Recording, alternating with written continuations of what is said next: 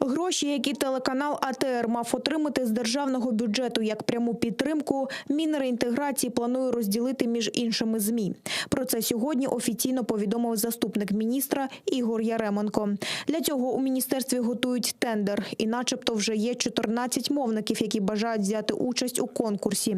У відомстві це пояснили тим, що цього року Мінреінтеграції отримало у 2,5 рази менше грошей на підтримку ЗМІ, які мовлять на тимчасово окуповані території. Тому внутрішнім розпорядженням міністерства кошти, які телеканал АТР мав отримати як субсидію, перевели у категорію надання послуг. Розподіл грошей серед багатьох мовників там пояснили необхідністю створити конкурентні умови та посиленням присутності України на тимчасово окупованих територіях. Ці кошти не призначені конкретному мовнику. Ми розуміємо важливість підтримки, зокрема, каналу АТР, традиційною аудиторією якого є представники кримсько-татарського народу. Так само потребують підтримки інші канали, які були змушені виїхати з тимчасово окупованого Криму і ОРДЛО. Скажімо, народні депутати з Донецької і Луганської областей, які голосували за бюджет, постійно наголошують на підтримці мовлення на Донбасі, адже ситуація там дуже складна. Бюджетом цього року на фінансування програми забезпечення інформаційного суверенітету України, розвиток мов корінних народів, що проживають на тимчасово окупованій території Автономної Республіки Крим, та підтримка системи державного іномовлення України передбачено 348 мільйонів гривень. З них 50 мільйонів 340 тисяч на фінансування телеканалу АТР. Інші гроші, а це 298 мільйонів 427 тисяч на фінансування телеканалу ДОМ. Тобто у державній програмі жодного слова немає про мовлення на окупованій території Донбасу. До того ж, телеканал ДОМ саме позиціонує себе як канал, який має з'єднати материкову Україну з окупованими територіями Донецької та Луганської областей. Але у Мінреінтеграції вирішили поділити гроші саме АТР. І це незважаючи на те, що вони були призначені саме як субсидія, тобто пряма допомога. Таке рішення загрожує подальшому існуванню першого кримсько-татарського телеканалу, який був змушений виїхати з Криму через окупацію. До того ж ставить під сумнів виконання самої державної програми про розвиток мов корінних народів, які проживають в окупованому Криму. Если Министерство Украины, президент, в том числе, считает, что крымские татары важны и нужны, он должен относиться соответствующим образом к нам. Как к равным. И даже выше, чем равный, потому что мы коренной народ здесь находимся.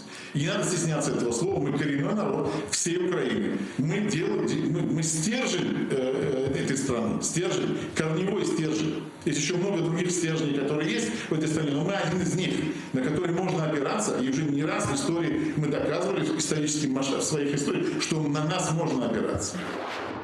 Підтримка телеканалу АТР триває. Український музикант-соліст гурту «Бумбокс» Андрій Хливнюк опублікував світлину із хештегами «Сейв АТР» та «Голос Криму має бути в ефірі». Художник Андрій Єрмоленко у своєму відеозверненні назвав АТР справжнім голосом Криму. Він зазначив, що без державного фінансування телеканал не виживе, а для того, щоб знищити народ, треба прибрати його з повістки денної. Кримські татари в незалежній Україні завжди були опорою українцям, через що тепер в умовах окупації розплачуються за це, стаючи жертвами репресій з боку Російської Федерації, наголосив директор Одеського художнього музею Олександр Ройтбурт. На його думку, Україна повинна підтримувати єдиний у світі кримсько-татарський телеканал.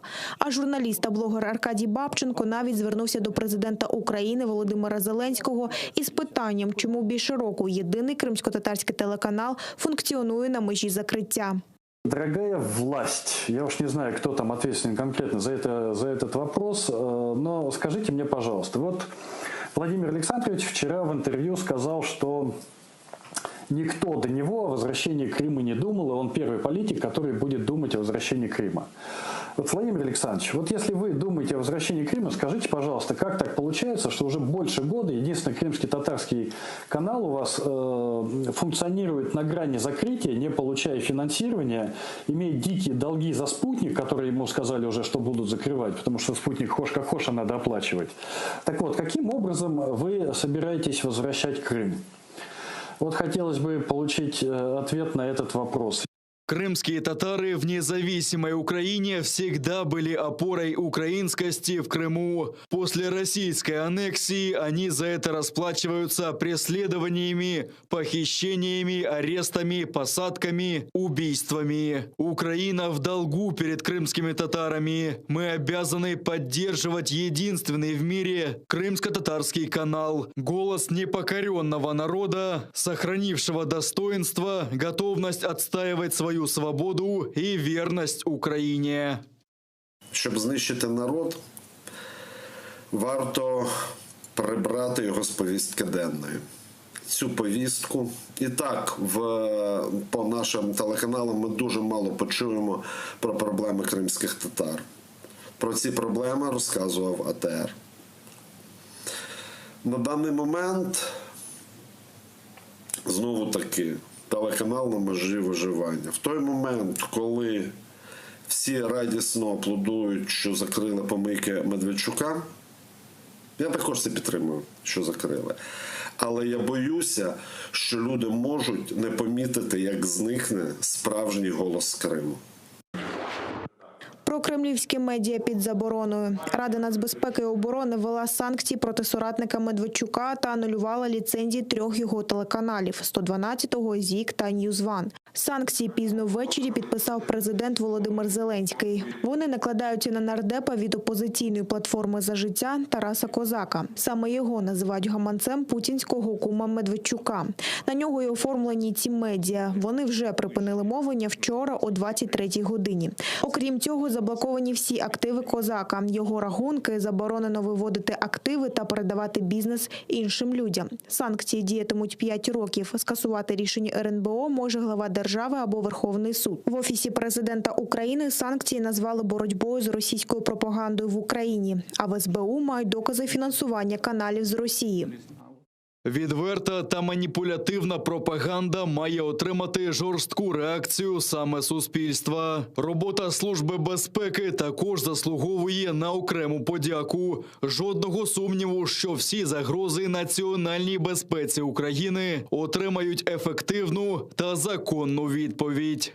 Проти України ведеться гібридна війна, зокрема і на інформаційному полі. Ми маємо системно їй протидіяти, аби захистити інтереси держави. Запровадження санкцій – ще один важливий та послідовний крок для цього. Існує велика різниця між свободою слова та відвертою антиукраїнською риторикою. Свобода слова закінчується там, де з'являються ознаки посягання на територіальну цілісність та суверенітет України.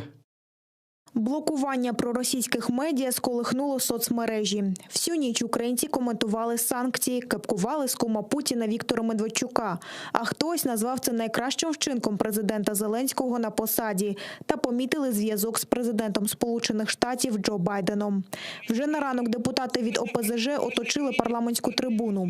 Нардеп Вадим Рабинович кричав про буцімто утиски свободи слова, назвав Зеленського фашистом та пригрозив імпічментом. Реакція депутатів інших фракцій була красномовною, а нардеп зі «Слуги народу» Микита Потураєв зірвався на сміх. Ми ініціюємо процедуру імпічменту президента Зеленського, що познущався над виборцями і над країною. Сьогодні фашизм в нашій країні отримав свій колір – зелений. Але як наші діди та батьки свого часу зупинили і перемогли фашизм, ми їх нащадки зробимо те ж саме і переможемо. Но пасаран, фашизм не пройде. І ви всі погибнете, тому що ви дьявол, фашистський дьявол. Вставай, страна